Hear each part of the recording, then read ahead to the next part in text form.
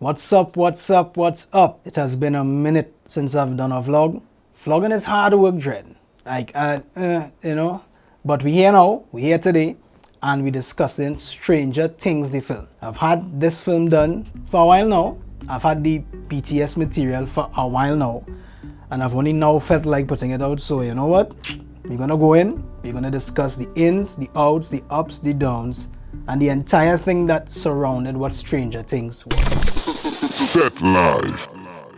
If you're not subscribed as yet, please click the button.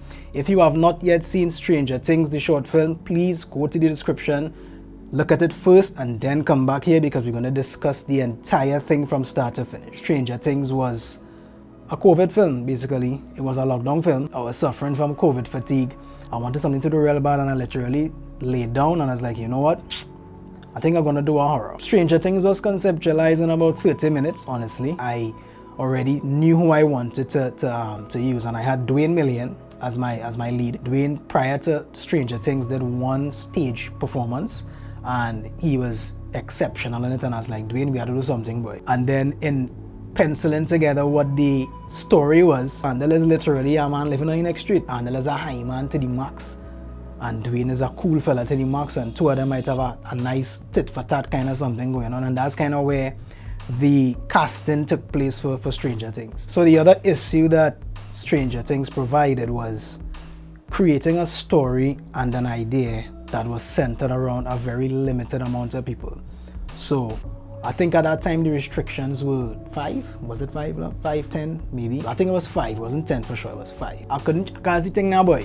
So the cast was Dwayne, who lives there, Andel, who lives on the next street. Funny thing is, Andel doubled as the monster, so Andel was wearing the costume for the monster as well. The crew was myself on directing, on camera, on gaffer, and everything, and Rion Elbon was on sound. But really and truly, it was predominantly just me doing a lot of this work because we have no money and we ain't paying nobody, so you don't know how the thing does work. It was challenging for me to create a story that would have been engaging as well as scary enough to hold everybody's attention with literally 3 characters. So I spent a lot of time kind of just crafting what the story would be and how the scenes would transition. And of course adding some Trini humor to it, in my opinion, because I wanted it to be scary, yes, but I also wanted it to speak about who we are as a people, and the reality is Trinis just find a joke in everything. So before they watch the movie and find a joke in it, I put in joke in it for only one time. So why the name Stranger Things? I'm a huge fan of the original franchise Stranger Things. It's an amazing show, it's an amazing series. So I just wanted to do a local version, It's literally a fan film. I wanted to do a fan film so that I could pay homage in some small way, because I don't have any kind of Stranger Things budget. If anything, my budget was strange. I had to be very clever with what I wanted the demon character to look like. So after a lot of searching, I found a store on Facebook called Jeepers Creepers Trinidad, I think is the name, if I remember correctly. Called the number, got onto the guy, and I was like, yo, you have any scary masks? I was looking for something that could look standalone scary. And he had this mask that I was able to take.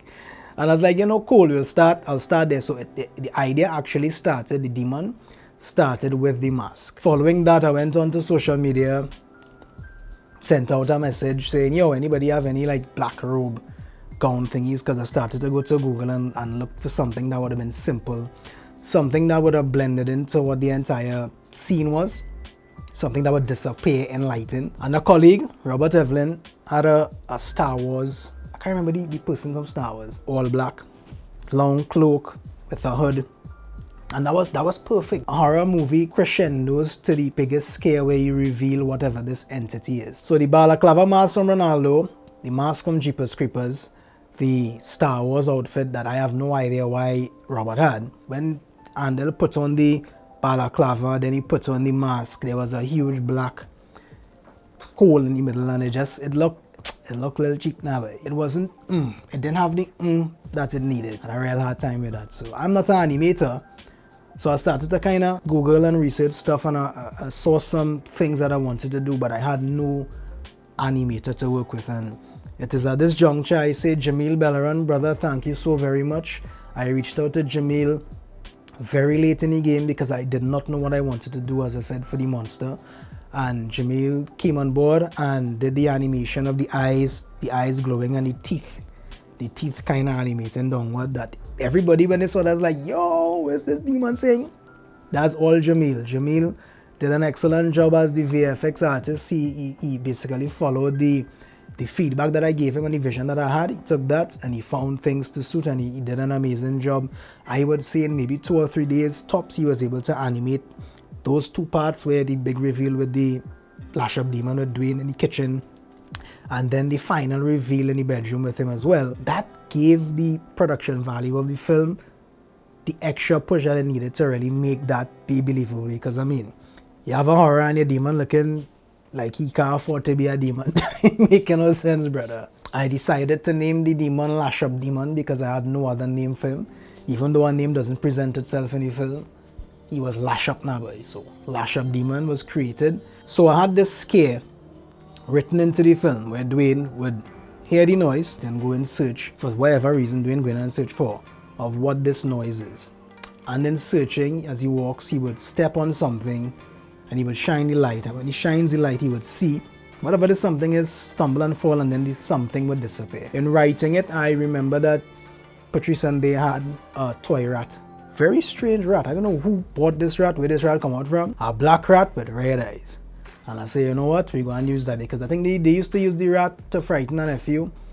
He was terrified of it, so I wrote the rat into the script. In looking for the rat to shoot, the rat disappeared himself. I don't know where the rat gone. So took it again to social media and say, you know what, I need to find an object.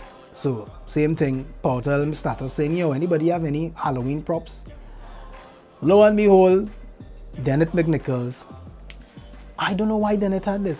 Dennett hit me up and say, yo, I have a box of Halloween stuff. Dennett pulls out a severed hand. Dennett, what are you doing with a severed hand? But guess what? Severed hand work. Very fun fact. All the lines were improv. Yep, improv. I wrote absolutely no dialogue. All I wrote was the story. How the film would start, what would happen in the middle, how it will climax at the end. But I left the dialogue solely up to Dwayne and Andel to build that chemistry that they already have as friends, as brethren. And the lines literally just came. So they would say something, I would say, yo, that sound good, maybe you should add X and maybe you should add Y. And both of them just kind of literally got into a space and a place where they just went forward with it. And the lines, I find the lines come out real good. I really wanted to do that, not only because I didn't have the time, but I find when I work with persons that are not actors and I get them to just be themselves in front of the camera, what comes out of that exchange is literally who they are. So they have an opportunity to find the things that they themselves would say if they were really in the situation and space. I decided to take a film and create it around the premise of electricity going, right? If anybody knows when current gone, yes, hear nothing. I don't know why I do that, because I'm filming in a house. Every single person was home. So I had to film at night, set up around, let's say 7, so that we could start filming around 9. Hopefully people get time to kind of wind down and go in the little hole and thing. But it was difficult to do because we had to unplug the fridge. We unplugged the fridge, we took off all the lights. But there was one main issue that we couldn't get around. If you notice in the film, there's a part where when Andel comes, he was like, yeah, current gonna come to check, but why the fish tank still on? I literally had to improv that into the script because we couldn't unplug the fish tank. If we unplug the fish tank, all the fish them going on there, my mother-in-law go kill me. So what happens that the dialogue, the bulk of the dialogue had to happen right where the fish tank was. So in booming, as Rian was booming for the audio, because everything else was dead silent, the fish tank, the water that was dropping from the fish tank was so loud, dread. So I decided to improv it where, you know what, the fish tank, the fish tank is a battery powered and battery generated fish tank. First, mommy care about the fish and them now, boy. Hence the reason why the fish tank is on. Sometimes when you go out to film, you'll encounter challenges. You'll encounter things that requires you to be quick on your feet and quick on your mind. And that's what happened at that point, because if we didn't do that, that could have make or break the entire film, because how current go on the fish tank, come with light and all kind of thing. Yeah, that another challenge mainly was the entire filming of the film. So I was the director of photography, I was the camera assistant. They oftentimes, Dwayne might stop to help me change a lens, and they might do a slate. Patrice might be passing and do a slate. I had to put down the camera, run back and forth, set up a light outside, beam it through the window, use curtain to scrim it out, run back inside, set up the slider, put the camera on, make sure the shot balance thing. It was very difficult doing this alone. I had friends that wanted to come out on the shoot, but COVID restrictions, as I say, I could not have facilitated anybody, and it was difficult, but it was a good challenge. So for a film that initially was supposed to take 2 weekends to film, took us, if I remember correctly, 4 weekends to film. As far as the cinematography and lighting is concerned, I spent a great deal of time crafting what I wanted that to be for sure, so that the production value will feel high. The film is set, as you guys have seen, mostly in a power outage, so it's supposed to mimic moonlight coming through windows, spilling from wherever it might come from. And as easy as it might look to some, like you just pour one light, it's actually pretty difficult taking light and shaping it and having it go where you want it to go alone. I would have probably used a total of, in any scene at any given time, maybe 4 lights, all kind of scattered and controlled in certain places to mimic the moonlight and so on. And then the color correction treatment that gave it that cold kind of, and all of that now paired with the camera movement. So camera movement is very important for horror. Anytime you want to kind of zoom in to what a person's emotion might be, you do a lot of slow moves. For some eerie type shots, you do a lot of static stuff so that it feel kind of sterile and kind of almost as if you can't tell what coming next. So not a lot of movement, but some movement at the right time to accentuate scares, to accentuate moments that might be coming or may not come, because you can build something up and then don't bring it. Those 3 aspects, camera movement, cinematography, and lighting, as far as a horror film is concerned, in my personal and professional opinion, those 3 have to work together for it to be as effective as it needs to be, so that you can bring out the emotion of the characters, so that you can then draw in the viewer into the emotion of those characters. Joel Prince is a meticulous fella from our next universe. Joel insisted that we do Foley. So Foley, for y'all that don't know what Foley is the re-recording of sound effects. Clothes rustling, footsteps, something dropping on the floor, a door opening and closing, a pot resting down. So Joel was in charge, as I say, of the Foley, post-production audio. Joel created the piece of music that was for the opening board. Joel created all the sound effects in between. He created the sound of the monster, that weird sound that you would have heard. Joel insisted that we re-record all the dialogue. The footsteps, Joel recorded footsteps in his own time. Joel calling me and telling me he had decided the road, recording traffic, and he drive up Trin City and park up at night just to get the ambience of what outside sounded like late in the night. All the music is original. Everything is original. We did not borrow a piece of music from anywhere. Prince, excellent job, brother. Joel spared no expense and no expertise in what he invested in this film, man. I really appreciate that, Joel. I just want to say thank you publicly again, brother, for what you do. It was amazing. That attention to detail provided what I felt was the greatest feedback for this entire film. All in all, Stranger Things, a film that was literally created in boredom, executed in COVID-19 under lockdown, eventually got a little bigger than myself and the cast and the crew. That eventually turned into something that I am honestly very, very, very, very proud of. A lot of people have been asking, when is part 2 coming out? To answer that question vaguely, there may or there may not be a part 2. Stay tuned to see. But all in all, Stranger Things was a really amazing experience, and I'm happy that you guys could share this experience with myself and the team. I just want to say a huge thank you to every person that would have looked at the film, that would have shared the film, that would have been impacted by the film in some way. Please share it.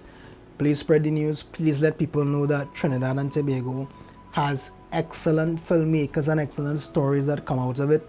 Please support and continue to support your local cinematographers, editors, sound designers, everybody that goes into making a film. Support them, because it's a lot of work, sometimes with very little reward other than the fulfillment of a good piece. So if for some reason you guys have any questions, anything you might want to find out about the film that was not addressed here, because there's a lot that I couldn't say, feel free to comment it comment section. Feel free to message me, and we could, hash it out and talk a little bit more about what Stranger Things was. So that was it, guys. Stranger Things behind the scenes.